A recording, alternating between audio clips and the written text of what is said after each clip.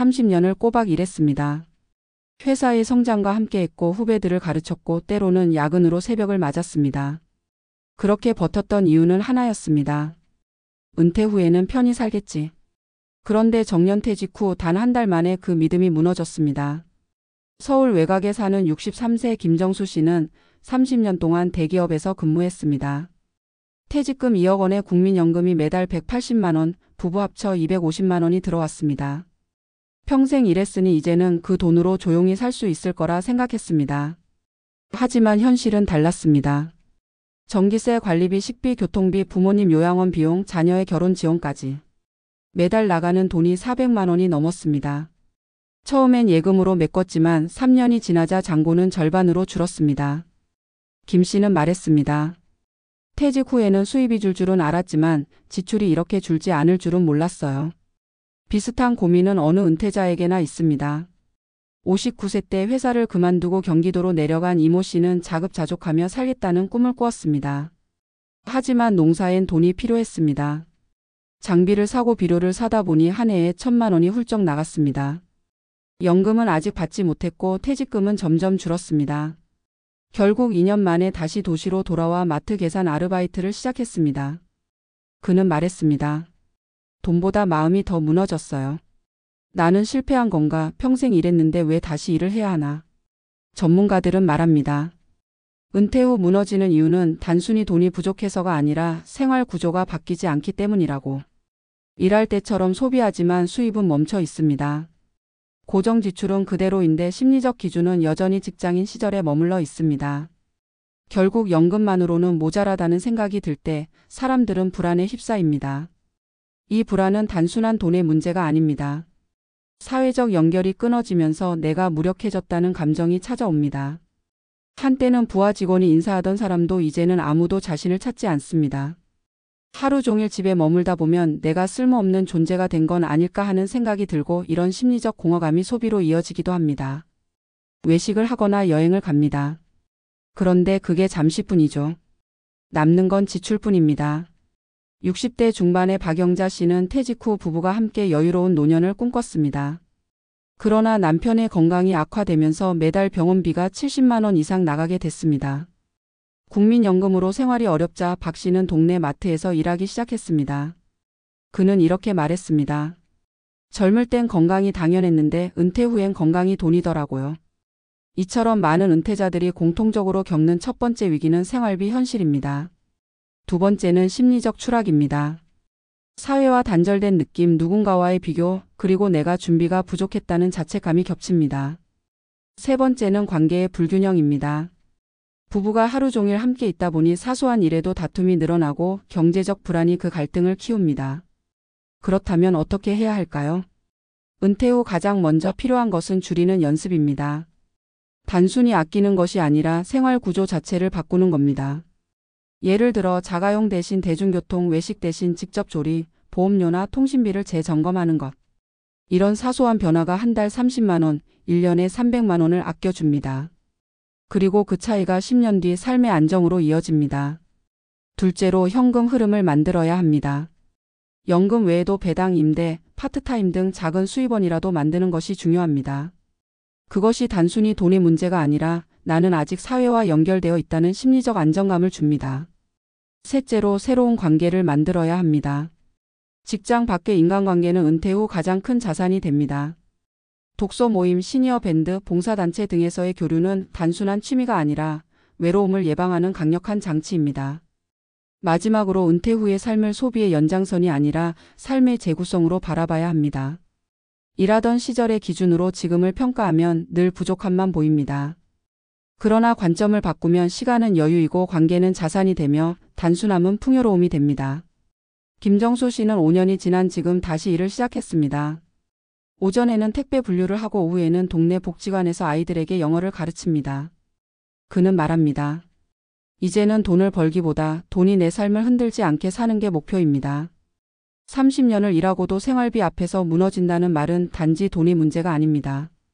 그것은 새로운 질서에 적응하지 못한 우리의 마음이 무너진다는 뜻이기도 합니다. 은퇴란 끝이 아니라 삶의 방식이 바뀌는 순간입니다. 그리고 그 변화를 받아들이는 사람이 결국 오래 버팁니다.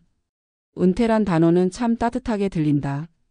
평생의 수고를 내려놓고 쉼을 얻는 시간, 그렇게 우리는 믿고 살아왔다. 그러나 정작 그 문을 열고 나서야 깨닫는다. 쉼이 아니라 새로운 전쟁의 시작이었다는 것을. 그 전쟁은 외부가 아닌 내 안에서 벌어진다. 매달 들어오던 급여가 사라진 자리엔 불안이 들어앉고 내 이름을 부르던 조직이 사라진 뒤엔 공허함이 밀려온다. 그 속에서 우리는 묻는다. 나는 이제 무엇으로 살아가야 하는가? 퇴직 직후의 첫 해는 대체로 평온하다. 늦잠을 자고 여유롭게 커피를 마시며 한때 미뤄뒀던 여행을 간다. 그러나 몇 달이 지나면 그 평온이 불안으로 바뀐다.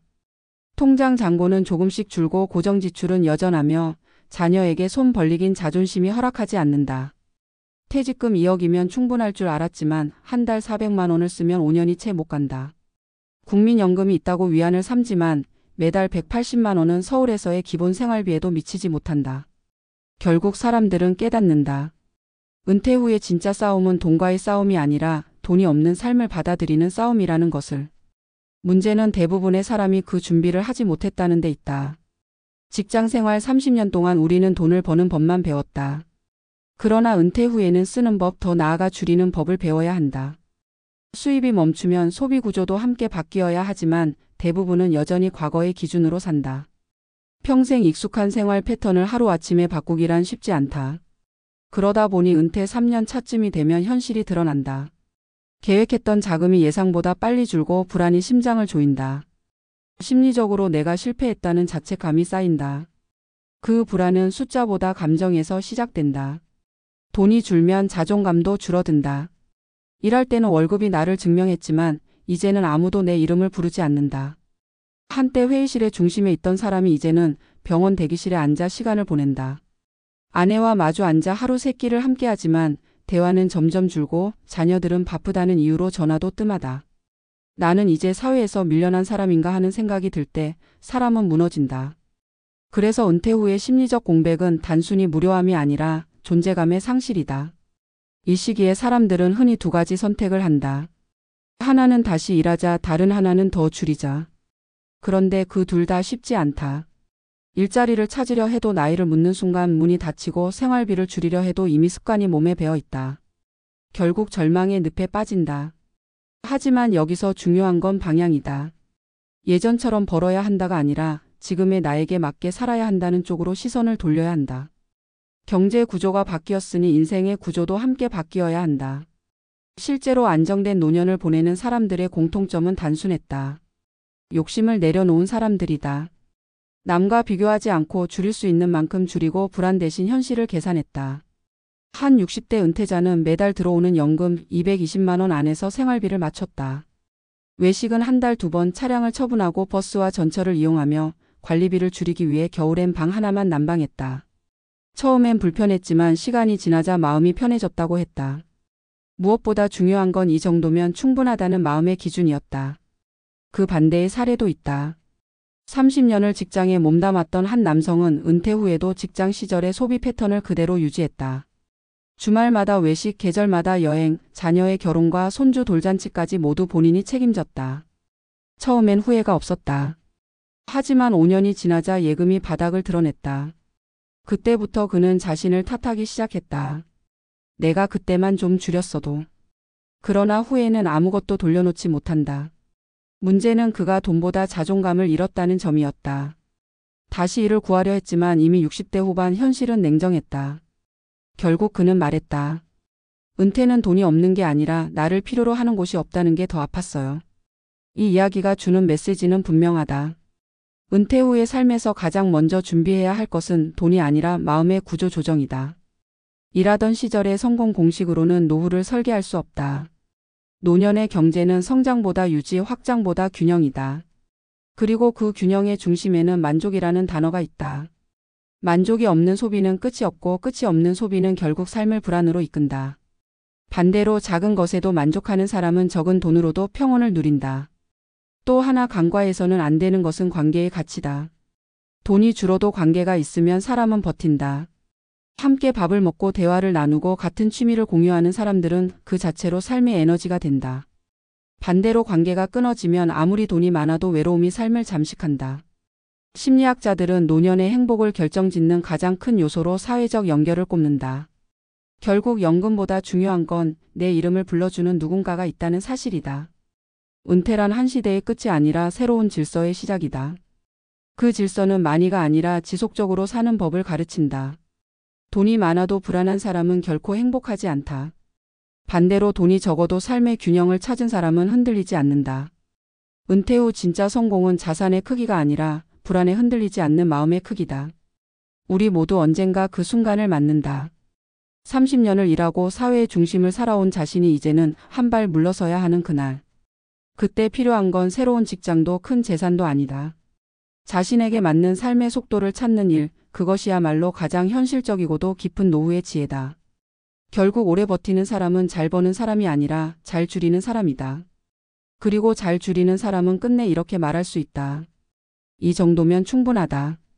지금의 나는 괜찮다. 그 한마디가 은퇴 후 삶을 지탱하는 가장 강한 힘이 된다.